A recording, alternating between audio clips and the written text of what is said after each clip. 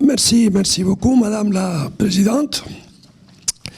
D'abord, je voudrais remercier cette invitation des organisateurs de la FEMO, de la Fondation d'études pour le Moyen-Orient et de la CURAP, du Centre universitaire de recherche pour l'action publique et la politique. Et bien, je vais vous parler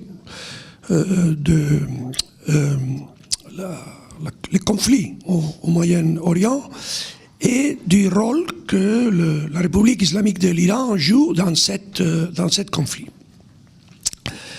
Je crois que nous serons tous d'accord que l'adoption d'une politique appropriée en Syrie et en Irak pour combattre le terrorisme de l'État islamique, du Daesh, est un défi que pour l'Europe est un défi crucial. Et aussi que pour mener ce combat d'une manière efficace, il faut comprendre le fondement idéologique et théorique de l'intégrisme islamique, parce que ça c'est la force de pensée qui est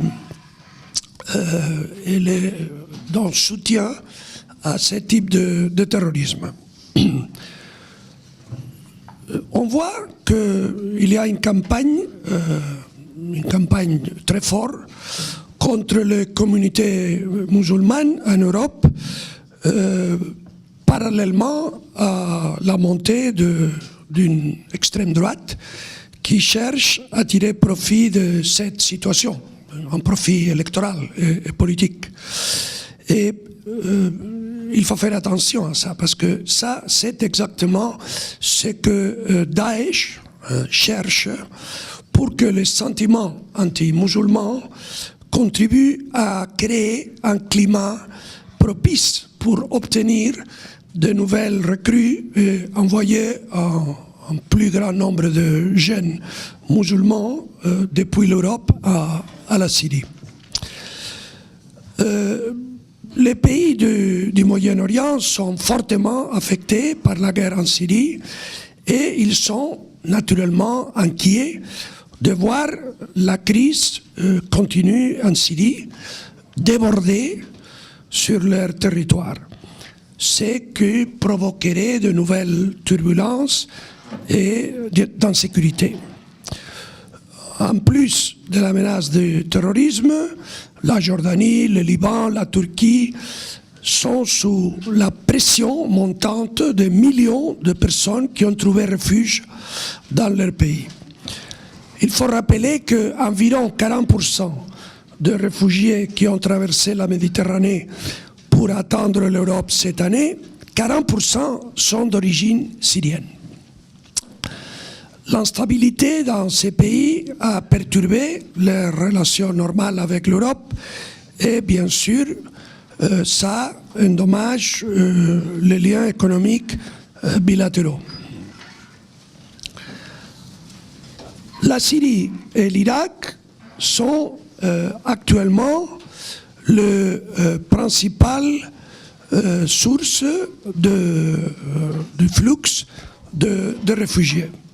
Sur 22 millions de Syriens, 8 millions ont été déplacés à l'intérieur de leur pays, tandis que 4 millions autres vivent dans des conditions effrayantes dans les camps de réfugiés au Liban, en Syrie, en Jordanie et en Turquie.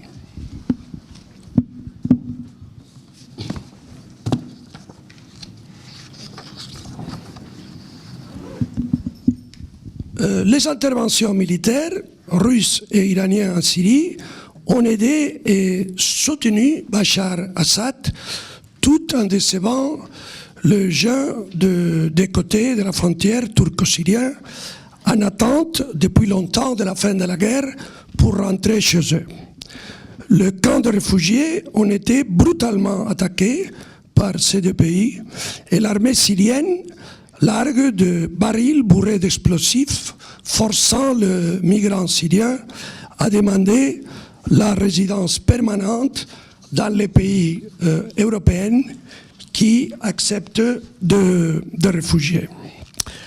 Afin d'avoir une idée du niveau d'implication du régime iranien dans la guerre, il est intéressant de noter qu'aujourd'hui, environ 70 000 soldats sont en Syrie, commandés directement ou indirectement et financés par les mollahs iraniens.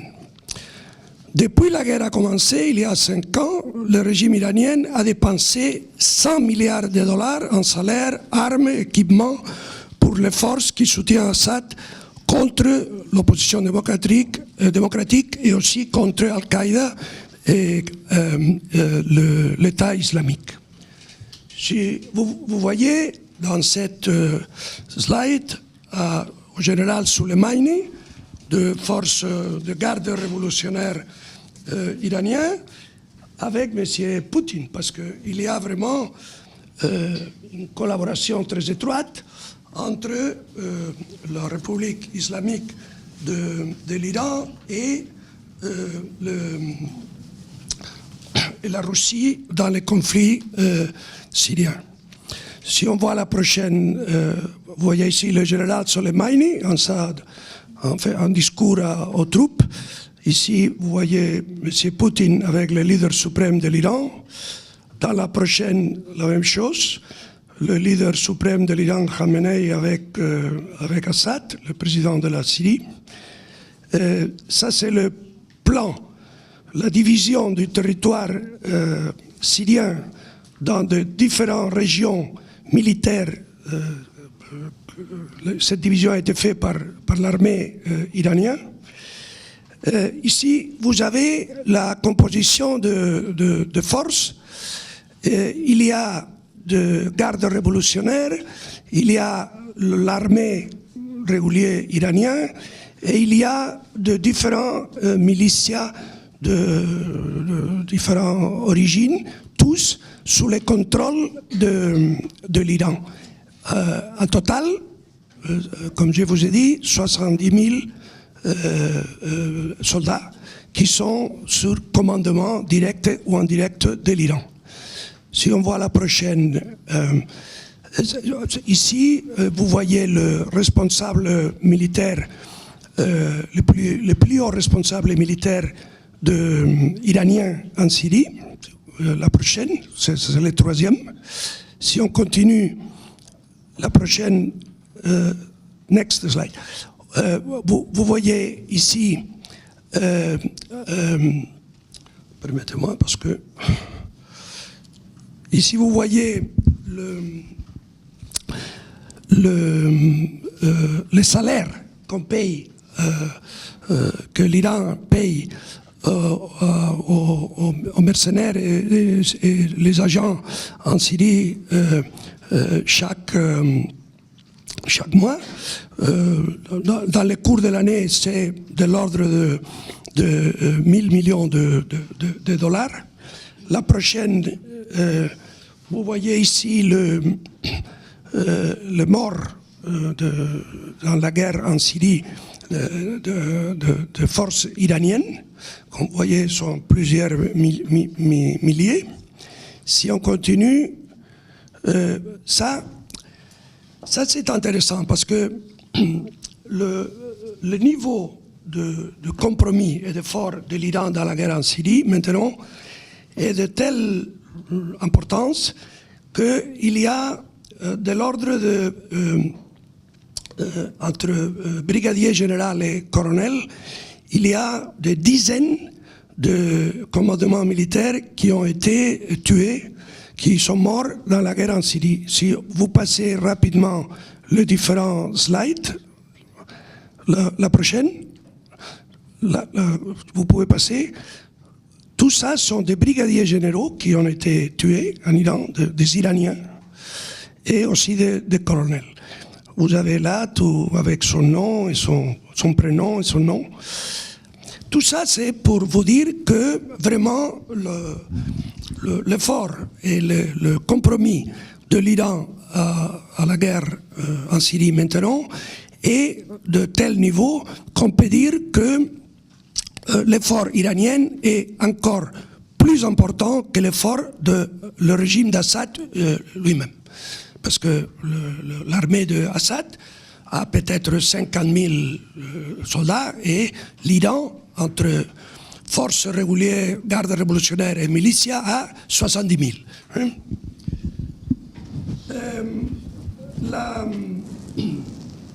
La question urgente pour l'Union européenne est maintenant ce que devrait être la politique de l'Europe pour assurer la sécurité de son peuple comme la priorité numéro un. Cette politique appelle sans doute le rétablissement de la paix et de la démocratie en Syrie et au Moyen-Orient. Nous avons besoin d'une meilleure compréhension de l'idéologie de Daesh et de l'extrémisme islamique en général. La grande majorité de 1,7 milliard de musulmans dans le monde sont sunnites. 15% sont des chiites. Jusqu'aux années 1970, il n'y avait pas de pensée codifiée ou structurée dans le monde musulman qui tolérait des actes de génocide ou l'assassinat en masse des musulmans modérés et des chrétiens au nom de Dieu et de l'islam. Non plus, il y avait le rejet des frontières nationales et la création d'un gouvernement totalitaire présenté comme un califat islamique. Il y avait bien sûr du terrorisme avant 1979 en Palestine, en Égypte, dans d'autres pays arabes, mais c'était un terrorisme fondé sur des considérations politiques et non sur un concept de religion assoiffé de sang et fanatique. C'est un phénomène nouveau. Et ce phénomène, il est né quand le ayatollah Khomeini est monté au pouvoir en Iran de la même manière, si vous me permettez cette analogie, que le communisme est né quand Karl Marx a publié son manifeste en 1848.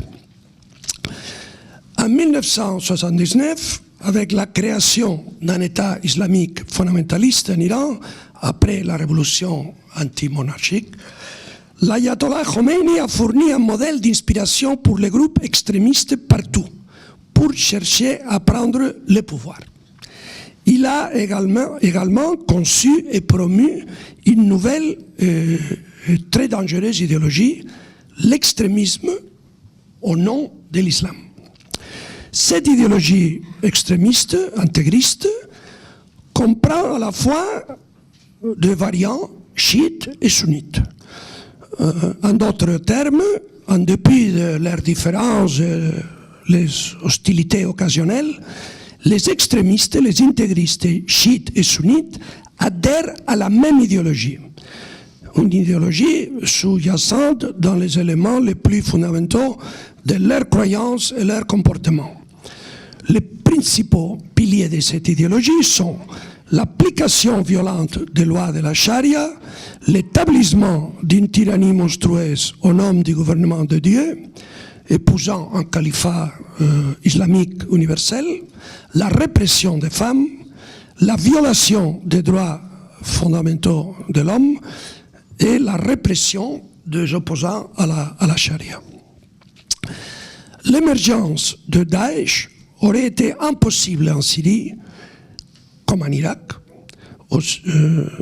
aurait été impossible si le terrain et les motifs n'avaient pas été préparés par l'invasion américaine de l'Irak, qui a détruit les infrastructures existantes du pays.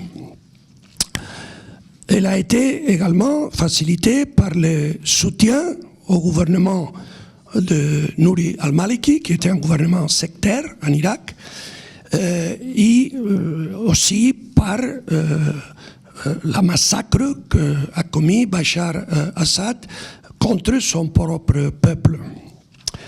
Daesh a été en effet une réaction extrémiste, violente, criminelle à l'invasion.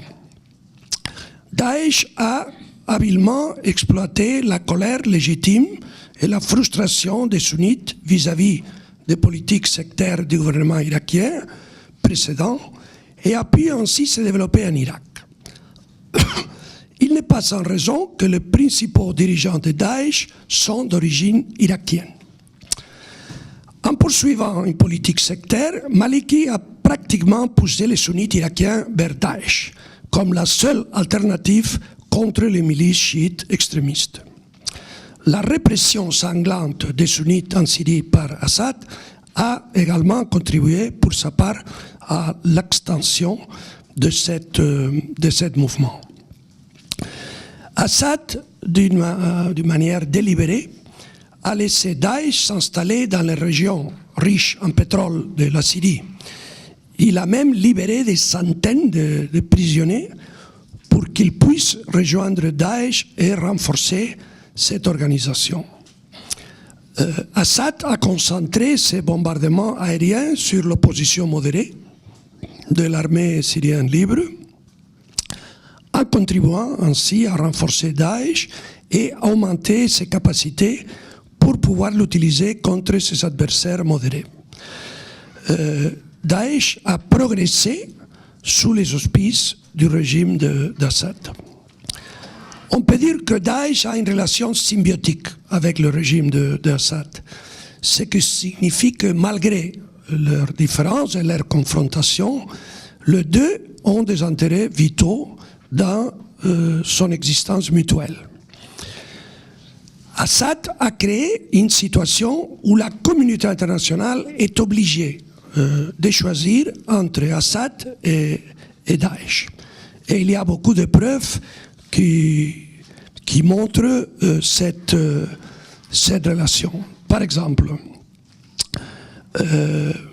tandis que Assad laisse tomber massivement des bombes sur Alep, la capitale du soi-disant califat islamique, Raqqa, n'a jamais été frappée par l'aviation d'Assad pendant des semaines consécutives.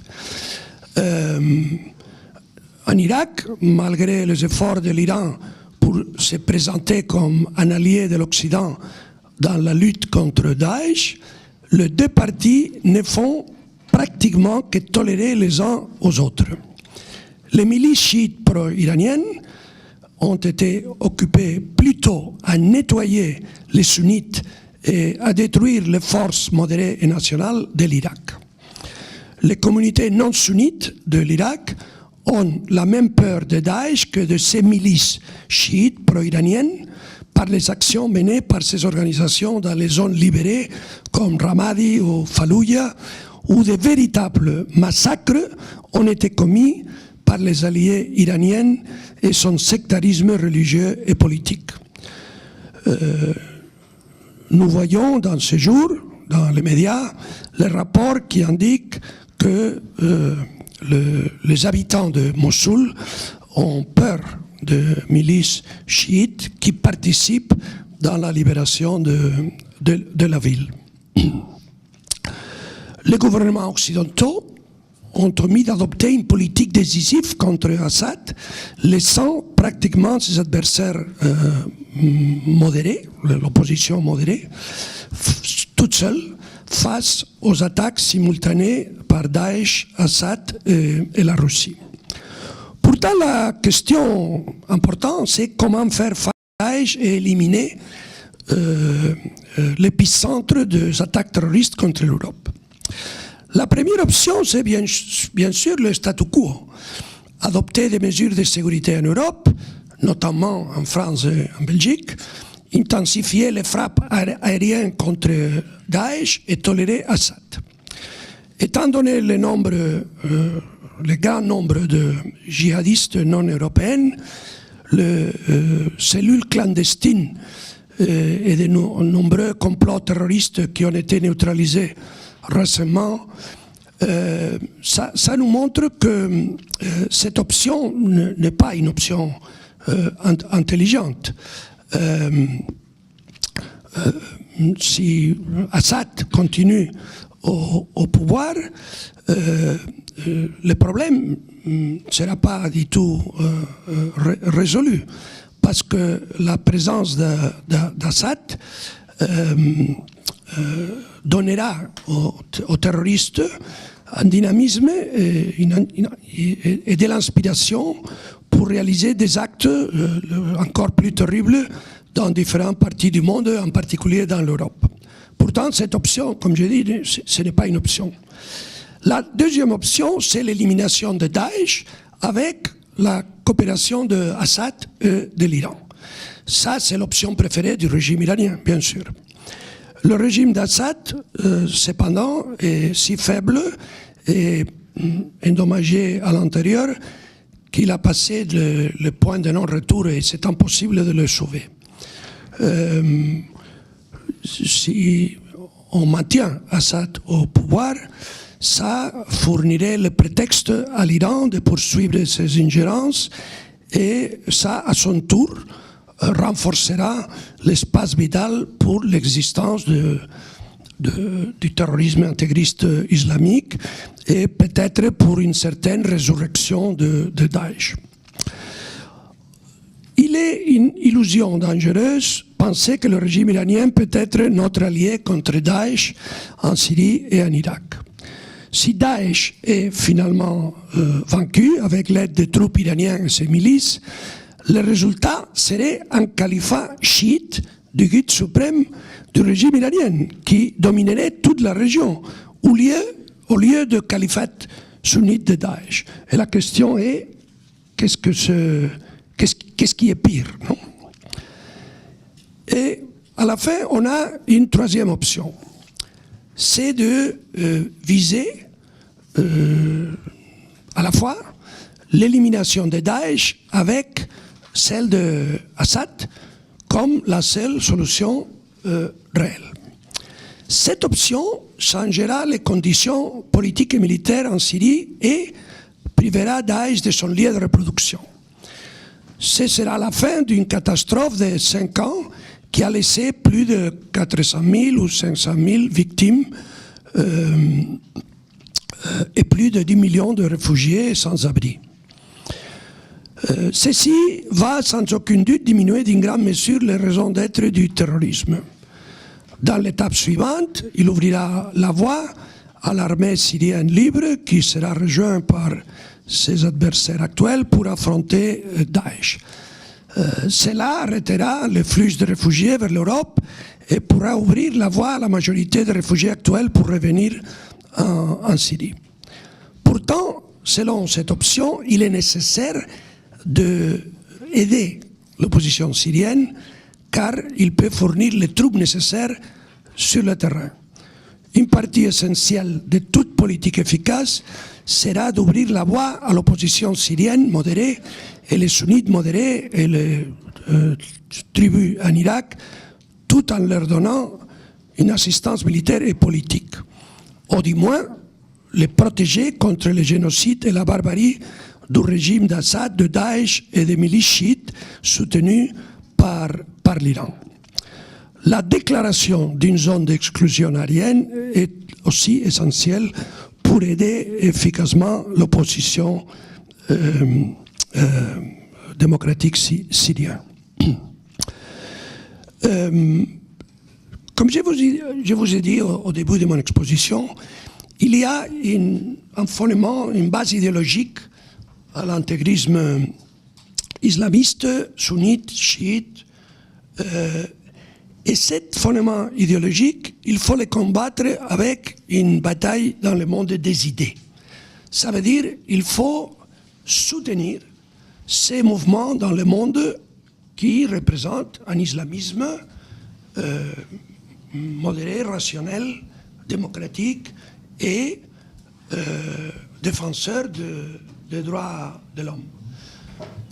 Il y a un exemple, aujourd'hui, ici, évident, c'est le Conseil national de la résistance de l'Iran, présidé par Mariam Rajavi, qui a un programme politique qui est un programme impeccable, démocratie, égalité hommes-femmes, élections libres, dénucléarisation de l'Iran, abolition de la peine de mort, séparation de la religion et l'État. Notre problème, ce n'est pas l'islam en général. Notre problème, c'est une version intégriste, antidémocratique et fanatique de l'islam. Ça, c'est notre problème. Alors, est-ce qu'il y a un autre islam? Oui, il y a un autre islam. Nous le voyons tous les jours avec nos amis de la résistance iranienne, qui ont un programme pour l'Iran que nous donnerait la solution de tous ces problèmes. Parce que de la même manière que quand le régime soviétique a disparu après la chute du mur de Berlin, tous les régimes communistes du monde ont disparu, ont été isolés et affaiblis. Si un jour on arrive à transformer la République islamique de l'Iran dans une démocratie, tous ces intégrismes, tous ces terrorismes islamiques extrémistes intégristes, d'une manière automatique, sera affaibli ou va disparaître. Ça, c'est pourtant notre programme et il faut que l'Union européenne comprenne vraiment l'origine et les vraies causes du problème de l'intégrisme islamique et du conflit du Moyen-Orient, parce que sans la compréhension des causes, de racines du problème, on n'arrivera jamais à la solution. Merci beaucoup.